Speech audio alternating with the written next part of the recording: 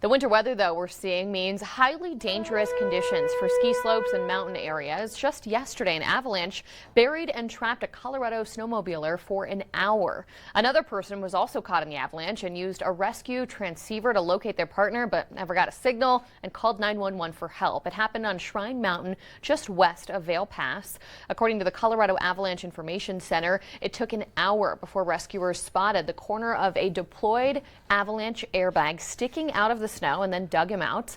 Luckily, the snowmobiler was conscious and talking and just pretty cold. The Colorado Avalanche Information Center said that February is the deadliest month for avalanches in Colorado, and this past weekend is the most dangerous period because of the season.